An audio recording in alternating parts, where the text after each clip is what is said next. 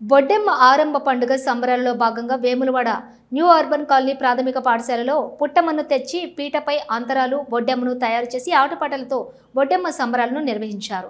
ఈ సందర్భంగా ప్రధాన ఉపాధ్యాయులు విక్కుర్తి లక్ష్మీనారాయణ మాట్లాడుతూ తెలంగాణలో సాంప్రదాయబద్ధంగా జరుపుకునే వేడుకల్లో ప్రధానమైనవి బొడ్డెమ్మ బతుకమ్మ పండుగలు అని, బతుకమ్మ ఉత్సవాలకు ముందు వచ్చేది బొడ్డెమ్మ పండుగ అని, ఈ బొడ్డెమ్మ సంబరాలను బాలికలు ఎంతో సందడిగా జరుపుకుంటారని అన్నారు. ప్రధానంగా బొడ్డెమ్మ పండుగను బాలికలు, పెళ్లి కాని అమ్మాయిలు భక్తి శ్రద్ధలతో జరుపుకుంటారని, బొడ్డెమ్మ పండుగ ప్రకృతి పండుగ అని అన్నారు. ఈ కార్యక్రమంలో ఉపాధ్యాయులు దుర్శెట్టి లక్ష్మీనారాయణ, దాసరి సుజాత మరియు మహిళలు, విద్యార్థులు పాల్గొన్నారు.